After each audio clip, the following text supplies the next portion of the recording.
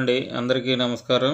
మనం ఈరోజు ఈ వీడియోలో ప్రభుత్వ ఉద్యోగులు మరియు పెన్షనర్లు వారి కుటుంబ సభ్యులు ఎవరైనా ఏదైనా అనారోగ్య కారణం చేత లేదా అనుకోని సంఘటనలు జరగడం ద్వారా హాస్పిటల్కి వెళ్ళినప్పుడు వారికి అయిన ఖర్చును మెడికల్ రియంబర్స్మెంట్ ద్వారా ఎలా పొందవచ్చు అనే విషయంను ఈ వీడియోలో చూద్దాం.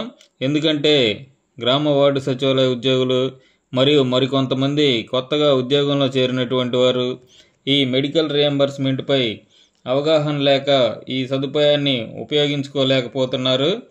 మరికొంతమంది ఈ మెడికల్ రియంబర్స్మెంట్కు అప్లై చేసుకున్నా కూడా ప్రస్తుతం ప్రభుత్వం ఈ బిల్లులను క్లియర్ చేయడం లేదు కదా.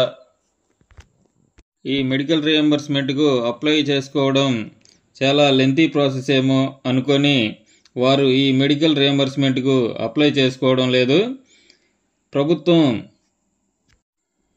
ప్రభుత్వం ఇచ్చినా ఇవ్వకపోయినా హాస్పిటల్లో ఖర్చు చేస్తారు.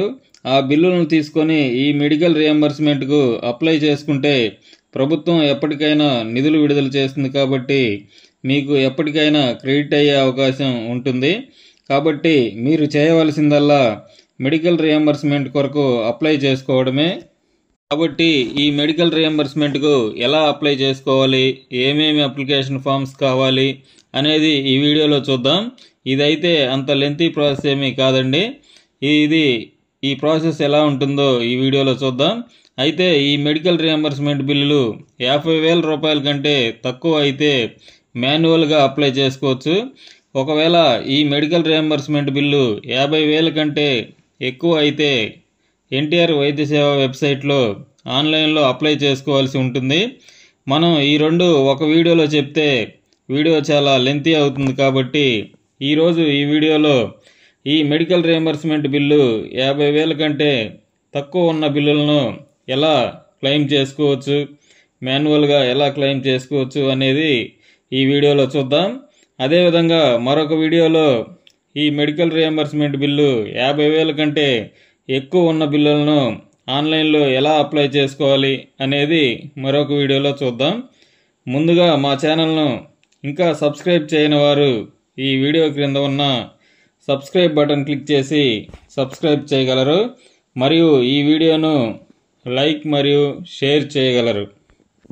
ఇక ఈరోజు వీడియోలోకి వెళితే ఈ మెడికల్ రియంబర్స్మెంట్ అనేది ఆంధ్రప్రదేశ్ మెడికల్ అటెండెన్స్ రూల్ 1972 ప్రకారం చెల్లిస్తున్నారు. ఈ మెడికల్ రియంబర్స్మెంట్ ప్రభుత్వ ఉద్యోగులు మరియు పెన్షనర్లు మరియు వారి కుటుంబ సభ్యులకు చెల్లిస్తున్నారు. అయితే ఈ మెడికల్ రియంబర్స్మెంట్ అనేది DME director of medical education వారి ద్వారా గుర్తింపు పొందిన రెఫరల్ హాస్పిటల్లో వైద్యం చేయించుకున్న వారికి మాత్రమే ఇస్తారు. అయితే కొన్ని అత్యవసర పరిస్థితుల్లో అంటే road accidents, heart attack, stroke వంటి పరిస్థితుల్లో నాన్ రెఫరల్ హాస్పిటల్లో వైద్యం చేయించుకున్నా సరే ఈ మెడికల్ రియంబర్స్మెంట్ చెల్లిస్తారు. అయితే ఆ కారణాలను వివరిస్తూ అంటే అత్యవసర కారణాలను వివరిస్తూ ప్రాపర్ ఛానల్లో దరఖాస్తు చేసుకొని ప్రభుత్వం నుంచి అనుమతి పొందాల్సి ఉంటుంది. ఈ నాన్ రెఫరల్ హాస్పిటల్లో వైద్యం చేయించుకుంటే మెడికల్ రియంబర్స్మెంట్ కోసం ప్రభుత్వం నుంచి అనుమతి పొందాల్సి ఉంటుందండి. ఈ మెడికల్ రియంబర్స్మెంట్ అనేది ఒకసారి ట్రీట్మెంట్కు 2 లక్షల వరకు క్లెయిమ్ చేసుకోవచ్చు. 2 లక్షలకు మించి క్లెయిమ్ కావాలి అనుకుంటే ప్రభుత్వం నుంచి అనుమతి పొందాలి. ఈ మెడికల్ రియంబర్స్మెంట్ క్లెయిమ్ చేసుకునే విధానం ఇప్పుడు చూద్దాం. 50,000 లోపు మెడికల్ రియంబర్స్మెంట్కు ఆఫ్లైన్లో ఎలా అప్లై చేసుకోవాలి అంటే ఈ అప్లై చేసుకునేందుకు గాను పై వీడియోలో చూపిన విధంగా అప్లికేషన్లు అనగా అప్లికేషన్ ఫామ్ సర్టిఫికెట్ ఏ అని ఉంటుందండి. ఈ సర్టిఫికెట్ ఏ అనేది అవుట్ పేషెంట్ విధానం ద్వారా వైద్యం పొందిన వారికి పూర్తి చేయవలసి ఉంటుంది. అదే ఇన్ పేషెంట్ అంటే హాస్పిటల్లో ఉండి వైద్యం చేసుకున్న వారికి అవసరం ఉండదు. అదేవిధంగా చెక్ లిస్టు మరియు ఒకవేళ ఉద్యోగి లేదా పెన్షనర్ కుటుంబ సభ్యులకు సంబంధించిన మెడికల్ రియంబర్స్మెంట్ బిల్ అయితే ఉద్యోగి సెల్ఫ్ డిక్లరేషన్ను సమర్పించవలసి ఉంటుంది.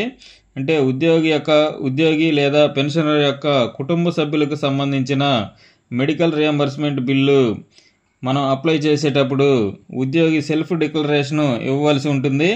అదే ఉద్యోగి లేదా పెన్షనర్ వారి యొక్క సెల్ఫ్ మెడికల్ రియంబర్స్మెంట్ బిల్ అయితే ఈ సెల్ఫ్ డిక్లరేషన్ సమర్పించవలసిన అవసరం ఉండదు. అదేవిధంగా ఎమర్జెన్సీ సర్టిఫికేట్ ఇది వైద్యం చేయించుకున్న హాస్పిటల్ వారి నుండి తీసుకోవాలి. మరియు ఎసెన్షియాలిటీ సర్టిఫికేట్ అని ఉంటుందండి, ఇది కూడా హాస్పిటల్ వారి నుంచి తీసుకోవాలి. వీటితో పాటు డిశ్చార్జ్ సమరీ హాస్పిటల్ నుండి డిశ్చార్జ్ అయ్యే సమయంలో ఇస్తారు. వాటితో పాటు ఒరిజినల్ బిల్లులు, మనం ఎంతైతే ఈ మెడికల్ రియంబర్స్మెంట్కు అప్లై చేస్తున్నామో ఆ అమౌంట్కు సంబంధించిన బిల్లులు, మరియు మీ DDO గారి ద్వారా నాన్ డ్రాయల్ సర్టిఫికేట్, DME వారు రెఫరల్ హాస్పిటల్గా గుర్తిస్తూ ఇచ్చిన లెటర్ ఉంటుంది. ఇది హాస్పిటల్ వారి దగ్గర ఉంటుంది, వారు ఇస్తారు. ఈ ఫామ్స్ అన్నీ కూడా 4 సెట్లు జిరాక్స్ తీసుకొని ఒక సెట్ను మీ DDO గారికి మరియు మరొక 2 సెట్లలో ఒక సెట్ జిరాక్స్కు మీకు సంబంధించిన మీ డిపార్ట్మెంట్కి సంబంధించిన జిల్లా అధికారి గారికి మరియు మరొక సెట్ను మీ జిల్లా అధికారి గారి ద్వారా DCH అంటే డిస్ట్రిక్ట్ కోఆర్డినేటర్ హాస్పిటల్స్ వారికి స్క్రూటినీ కొరకు పంపించవలసి ఉంటుంది. మరొక సెట్ను మీ దగ్గర ఉంచుకోవాలి. ఆ తర్వాత DCH డిస్ట్రిక్ట్ కోఆర్డినేటర్ హాస్పిటల్స్ వారు మీరు తీసుకున్న ట్రీట్మెంట్కు ఎంత మంజూరు చేయవచ్చో స్క్రూటినీ చేసి మీకు సంబంధించిన జిల్లా అధికారి గారికి పంపిస్తారు. ఇక్కడ జిల్లా అధికారి అంటే ఉదాహరణకు పంచాయతీరాజ్ డిపార్ట్మెంట్ వారు అయితే DPO గారు, డిస్ట్రిక్ట్ పంచాయతీ ఆఫీసర్, అదేవిధంగా మున్సిపల్ డిపార్ట్మెంట్ వారు అయితే రీజనల్ డైరెక్టర్ గారు, అదేవిధంగా హెల్త్ డిపార్ట్మెంట్ వారు అయితే district medical and health officer గారికి పంపిస్తారు. వారు ఈ మెడికల్ రియంబర్స్మెంట్ మంజూరు చేస్తూ ప్రొసీడింగ్స్ ఇస్తారు. ఈ ప్రొసీడింగ్స్ను మీ DDO గారి ద్వారా CFMS ద్వారా బిల్ జనరేట్ చేసి ట్రెజరీకి సబ్మిట్ చేయవలసి ఉంటుంది. ట్రెజరీలో ఆమోదం పొందిన తర్వాత ఉద్యోగి యొక్క ఖాతాలో జమ అవుతాయి. ఇదండి ఈ వీడియోను లైక్ మరియు షేర్ చేసి మా ఛానల్ను సబ్స్క్రైబ్ చేయగలరు. 2 లక్షల పైన గల మెడికల్ రియంబర్స్మెంట్కి కూడా ఫామ్స్ ఇవే ఉంటాయి. 50,000 పైన కానీ 2 లక్షల పైన కానీ ప్రభుత్వం నుంచి అనుమతి పొందిన తర్వాత, లేదా 50,000 పైన అయితే ఆన్లైన్లో మెడికల్ రియంబర్స్మెంట్ క్లెయిమ్ అప్లై చేయవలసి ఉంటుంది. అయితే ఈ ఆన్లైన్లో క్లెయిమ్ సబ్మిట్ చేసి EHS ట్రస్ట్ ద్వారా అనుమతి పొందవలసి ఉంటుంది. ఈ విధానంను మనం మన తర్వాత వీడియోలో చూద్దాం. Thanks for watching. Thanks to everyone.